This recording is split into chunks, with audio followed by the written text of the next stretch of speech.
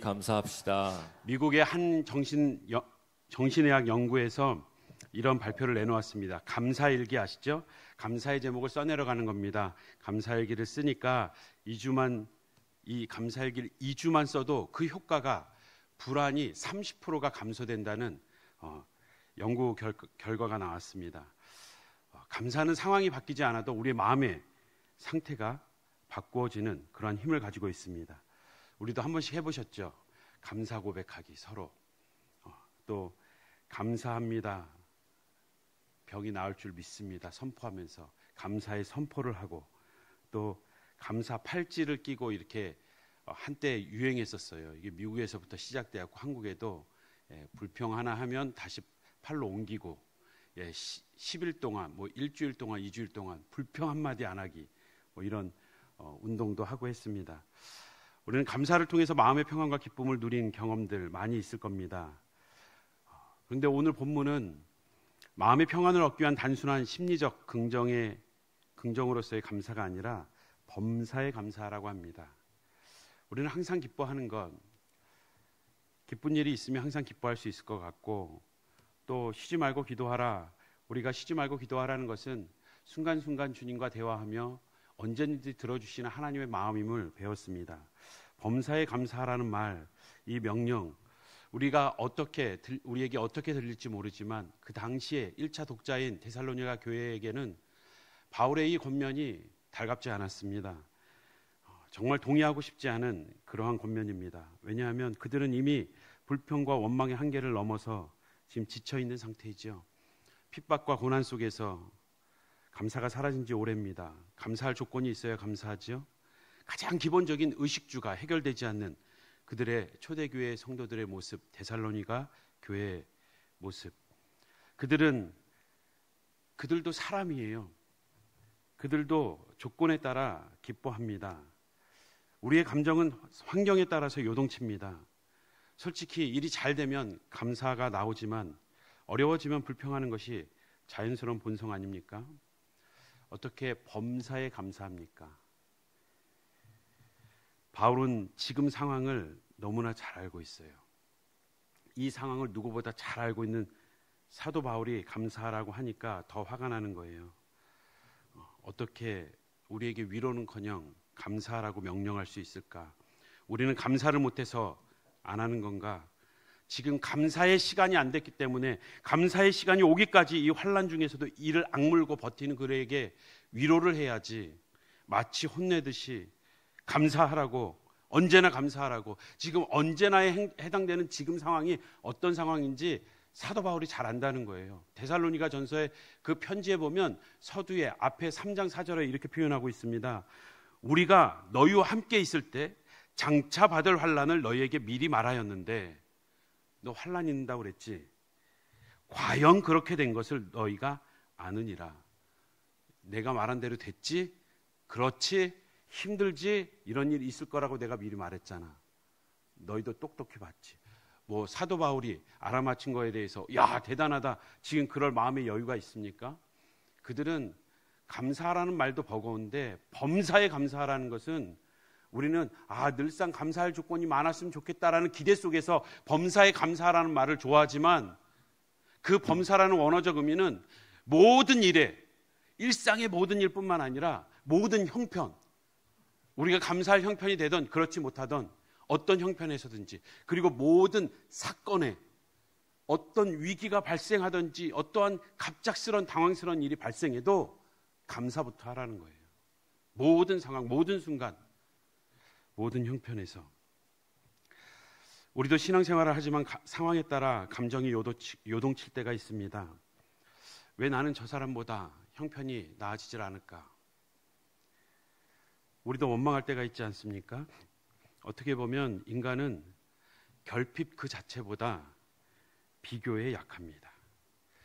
비교에 불평하고 비교에 쓰러집니다. 그 불평의 본질은 하나님에 대한 원망이고, 가만히 들여다보면 하나님 이러실 수 있습니까? 왜 나입니까?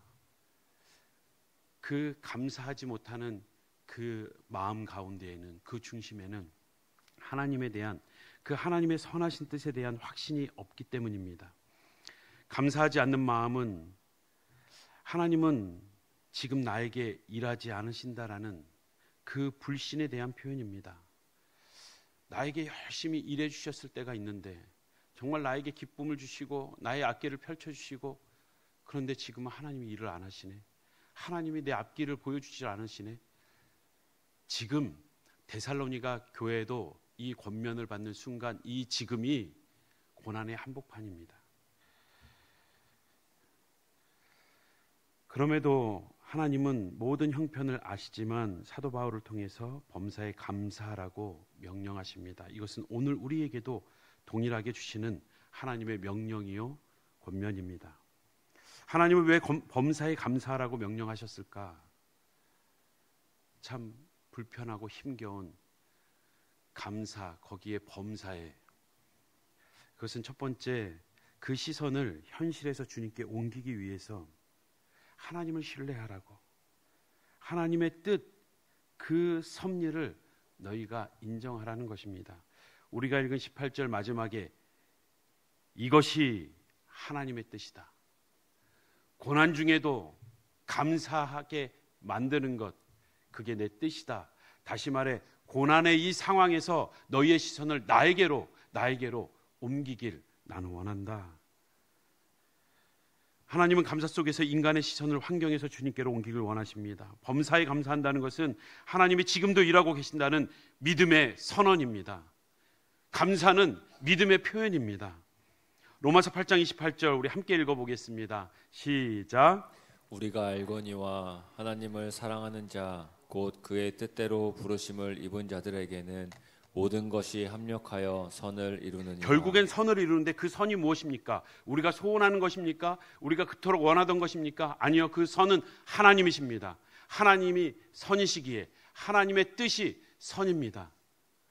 하나님은 선하신 분이시기 때문입니다. 감사는 그 상황에 따라 움직이는, 상황에 의해서 우리가 표현하는 어떤 감정의 표현, 그 감정의 산물이 아닙니다. 감사는 의지의 결단입니다. 옆에 계신 분과 인사하겠습니다. 다시 한번요. 감사는 감정의 선물이 아니라 의지의 결단입니다. 예, 자막이 없으니까 길어서 좀 힘들죠. 예, 감사는 감정의 예, 우리의 감정에 대한 반응이 아니라 의지의 결단이라는 거예요. 우리가 믿음으로 반응하는 것이 감사라는 거예요. 세상의 감사와 다릅니다. 상황에 끌려 감사를 놓치지 마십시오. 감사를 포기하지 마십시오. 감사는 하나님의 선하심에 대한 확신이고, 원망은 하나님이 일하심에 대한 불신입니다. 감사로 믿음을 표현하는 우리 모든 성도님들 되시길 주님의 이름으로 축복합니다. 하나님께서 범사에 감사하라는 이유가 있습니다. 그 두 번째는 하나님의 역사를 미리 누리게 하시기 위함입니다. 하나님이 복 주시는데 먼저 감사하게 하세요.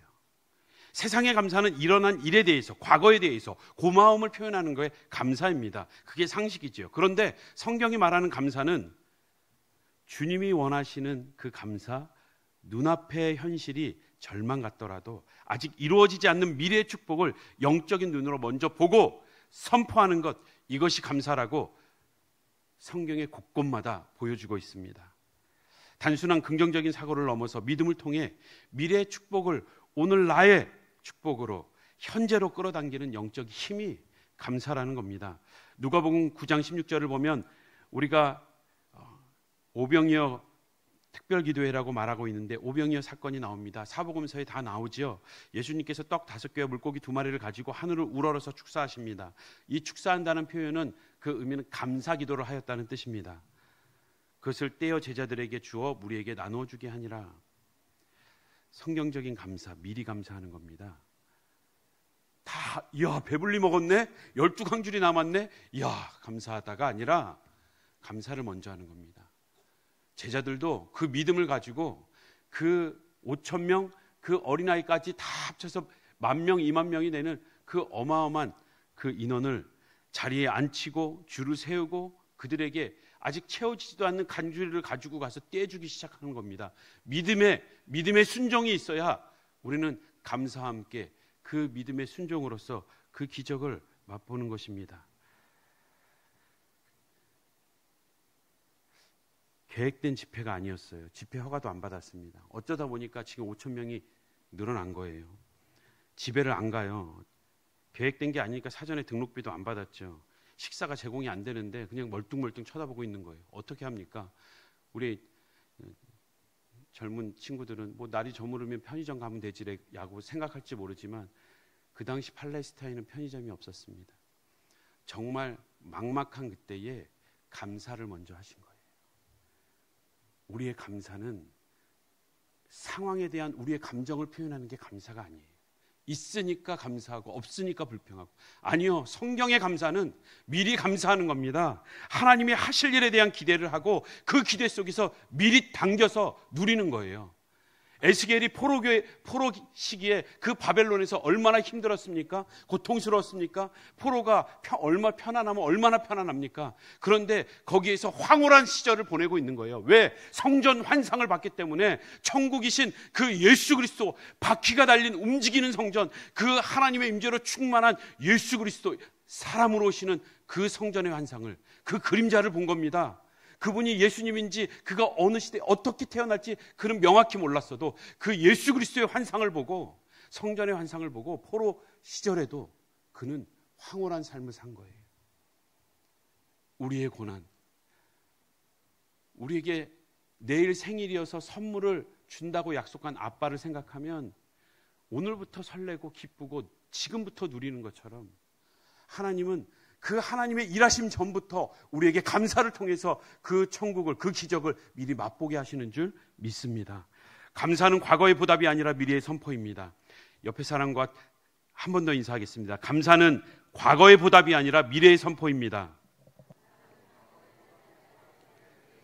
예, 제가 일부러 자막을 안 줬습니다. 집중해서 듣고 따라하시라고요. 감사는 과거 지향적인 보답이 아닙니다. 미래의 축복을 현실로 끌어당기는 선포라는 사실을 우리는 잊어서는 안 됩니다. 마지막으로 하나님께서 범사에 감사하라고 하신 말씀, 데살로니가 교회를 향하여서, 오늘 우리를 향하여서 말씀하신 이유가 있습니다. 그것은 영원히 감사할 제목을 이미 주셨기 때문입니다. 하나님은 당당한 거예요. 하나님은 꿀리지 않습니다. 야, 아직 조금만 기다려봐, 미리 좀 감사 좀 하고 있을래라고 대기시킨 게 아니라 이미 하나님은 모든 것을 다 주셨습니다. 천국에 대한 소망이 우리에게 있습니다. 우리가 읽은 18절을 보십시오. 하나님의 뜻이니라 라는 이 단어에서 우리는 하나님의 뜻을, 상황이 아닌 하나님의 뜻을, 시선을 하나님께 옮기라는 메시지를 들을 수 있고, 너희를 향하신 뜻이다라는, 너희를 향하신이라는 단어를 통해서 우리를 위해서, 우리의 유익을 위해서 우리가 지금부터 누리도록 하셨다는 의미를 발견할 수 있다면, 예수 안에서, 그리스도 예수 안에서라는 이 말씀을 통해서 그 그리스도 예수가 모든 것을 주었다는 것을 말씀하고 있는 겁니다. 범사에 모든 형편, 모든 일, 모든 사건, 위기 속에서 모든 경우의 수를 두고 지킬 것을 명령하십니다. 명령해도 미안하지 않은 분이 하나님이세요. 왜? 우리에게 영원한 생명을 주셨기 때문에. 예수님이 그렇게 모범을 보이셨습니다. 누가복음 22장 19절을 보십시오. 우리 함께 읽어보겠습니다. 시작. 또 떡을 가져 감사하기도 하시고 떼어 그들에게 주시며 이르시되 이것은 너희를 위하여 주는 내 몸이라 너희가 이를 행하여 나를 기념하라 하시고. 감사기도를 하시는데, 야, 먹기 전에 식사기도 하자, 지금 이게 아닙니다. 지금 예수님이 내가 십자가에서 죽을 거라는 것, 예수님은 그 십자가의 고난이 얼마나 힘겨운 일인지 알기 때문에 할 수만 있다면 이 잔을 넘겨달라고 정말 그 땀이 핏방울이 될 만큼 간절하게 기도할 만큼 힘겨운 순간이었어요. 죽음을 앞에 둔 고난을 겪고 있단 말이에요. 그 고난의 순간에 이게 지금 내가 죽는 상징이다, 의미다, 내가 곧 죽을 거다, 그 죽음의 고난 앞에서 하나님은 감사기도, 예수님은 감사기도 하신 겁니다. 우리의 어떤 고난이 죽음의 위기만큼 우리를 힘겹게 합니까? 우리는 그 모든 상황에서 감사기도를 먼저 해야 합니다. 데살로니가 교회처럼 예수님도 핍박 속에 죽음의 고난을 앞에 두고 감사기도를 먼저 하셨습니다. 어떤 상황에도 감사해야 함을 예수님께서 친히 모범을 보이셨습니다. 그 감사의 기도로 말미암아 오병이어의 기적처럼 십자가의 기적을 이루셨습니다. 십자가의 구원은 우리가 어떤 상황에도 감사해야 될 제목인 줄 믿습니다. 구원받은 자는 이미 모든 것을 받은 사람입니다. 우리 한 번 더 인사하겠습니다. 옆에 계신 분과 우리는 모든 것을 받은 사람입니다. 우리는 모든 것을 받은 사람입니다. 예, 그러므로 상황이 아니라 구원의 은혜 때문에 우리는 범사에 감사해야 될 줄 믿습니다. 사랑하는 성도 여러분, 우리는 언제 감사의 시선을 놓쳤습니까? 언제 감사의 시선을 놓치고 살아가고 계십니까? 결과가 아니라 믿음으로 미리 감사해야 될 제목은 무엇입니까? 오늘 내가 미리 당겨서 감사해야 될 그 상황은 무엇입니까? 감사는 구원받은 자가 살아가는 존재 방식입니다. 우리가 존재할 때에 감사로 존재하도록, 감사의 삶을 살도록 우리는 지음받았다고 성경은 말하고 있습니다. 감사는 구원의 증거요. 하나님은 근거 없는 일을 명한 것이 아닙니다. 감사의 근거는 구원입니다. 구원받은 자는 이미 모든 것을 받은 사람이고, 그러므로 상황이 아니라 구원의 은혜 때문에 감사해야 됨을 말하고 있습니다. 시편 116편 12절 말씀 우리 마지막으로 함께 읽어보겠습니다. 시작. 내게 주신 모든 은혜를 내가 여호와께 무엇으로 보답할까? 다시 한번 읽겠습니다. 시작. 내게 주신 모든 은혜를 내가 여호와께 무엇으로 보답할까? 사랑하는 성도 여러분, 감사를 하고 계십니까? 나의 감사는 이 공동체를 세우는데 영적 울타리가 되고 있습니까? 나의 감사의 삶이 우리의 자녀들과 우리의 가정을 지키고 있습니까? 나의 감사의 고백이 이 공동체에 선한 영향을 끼치고 있습니까? 아니면 이리저리 사단에 찔리고 쓰러져서 여기를 찔러도 저기를 찔러도 불평과 원망밖에 안 나옵니까? 감사는 내 영혼만이 아니라 상대의 영혼도 세우고 일으키는 역사가 일어납니다. 감사의 본을 보이십시오. 감사의 선한 영향력을 흘려보내며 건강한 공동체를 세우는데 앞장서는 우리 모든 서광의 가족 되길 주님의 이름으로 축복합니다. 감사하는 자에게 하나님은 기적을 베푸십니다. 감사는 불평의 영을 막습니다. 불평과 원망을 조장하는 그 사단의 세력을 막습니다. 감사는 불평의 방패입니다.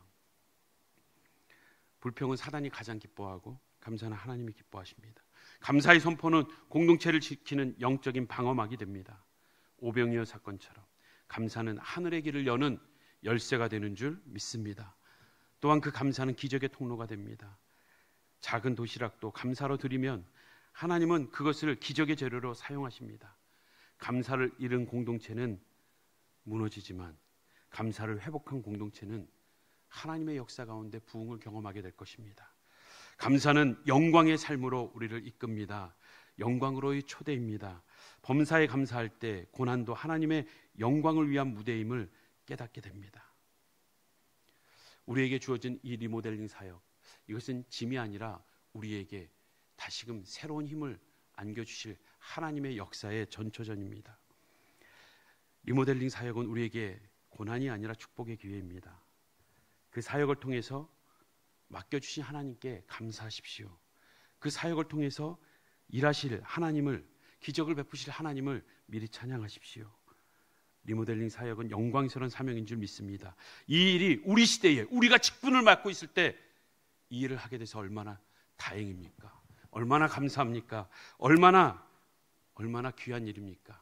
하나님께 쓰임받는 우리 귀한 주님의 일꾼들 되시길 주님의 이름으로 축복합니다. 우리 앞에서 불렀던 찬양 주가 일하시네 함께 찬양하며 주신 말씀 가지고 함께 기도하길 원합니다.